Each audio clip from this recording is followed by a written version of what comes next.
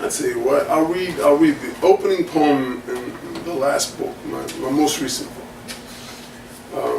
It's called Ode to Your Mother, and it started when my parents are in their nearly 90 now, they are not well, and I started just thinking about the fact I've seen my mother now. I think, once I was in her womb, and I think so often people don't think about how crazy it is that you were once inside someone else's body, and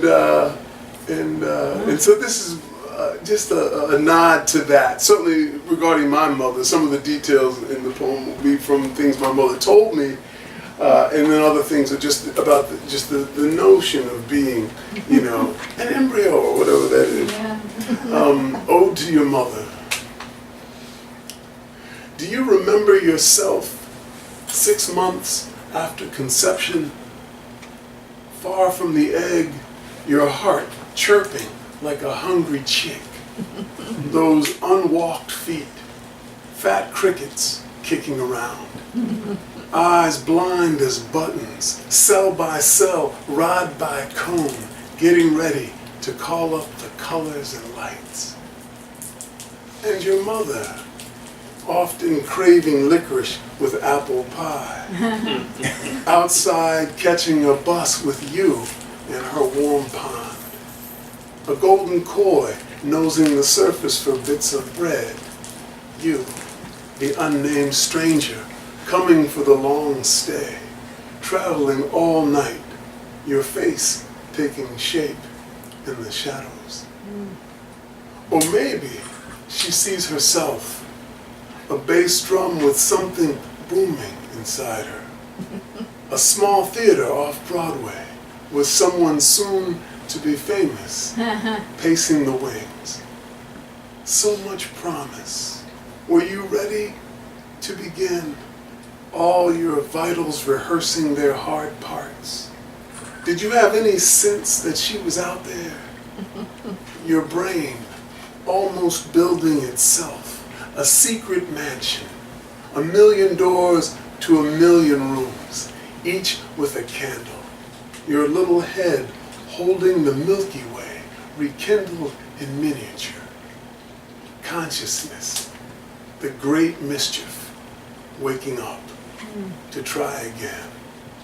One particular flicker in the cosmic sea, a starfish riding the big back of a blue whale, which swims like a planet, gliding the sun's slow waves, with you beginning to insist inside this woman you hardly know, though she is everything, steadying her new weight on earth. Your heart, blind as a kite, wind on the rise 3 months from day.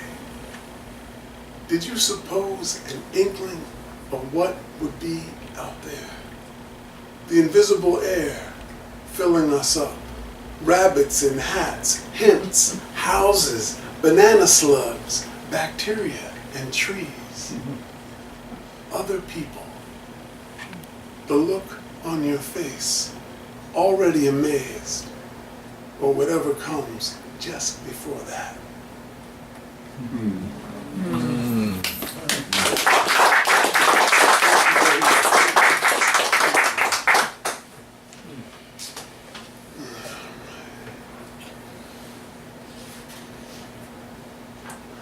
I'll read this poem because I wrote this poem in responding, dealing with the administration of George W. Bush, but it seems unfortunately to be extremely relevant again, and in some respects maybe in a more frightening way, which I could not have conceived of during the administration.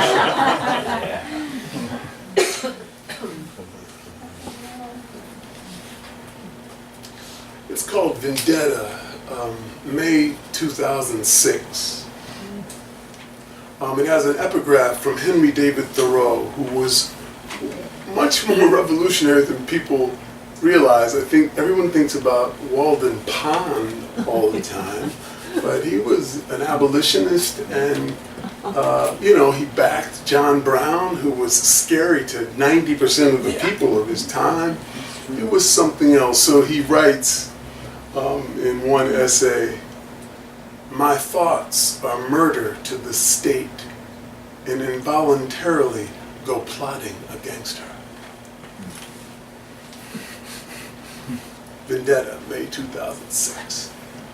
As if leaving it behind would have me lost in this place. As if keeping it could somehow save me from the parade of knives. I have held my rage on a short leash like a good mad dog whose bright teeth could keep the faces of our enemies well lit.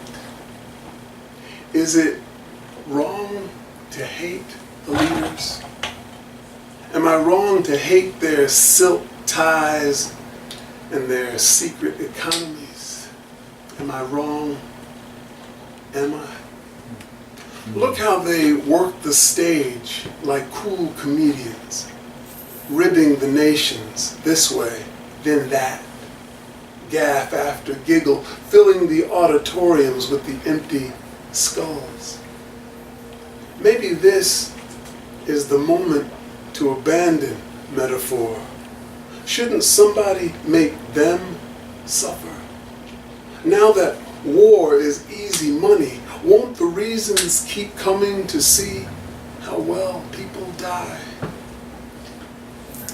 I guess this is the world I was born into.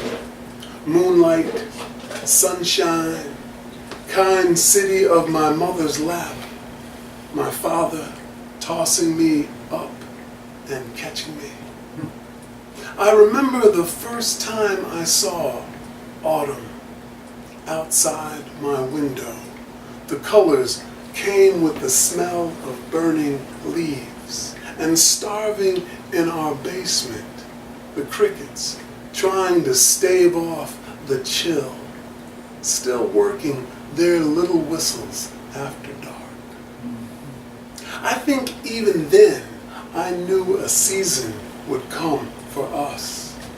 The wind tilting slowly, but suddenly everyone is under the cold, still holding on to their wallets as the government quietly turns, and day after day, the terrible stories cover everything.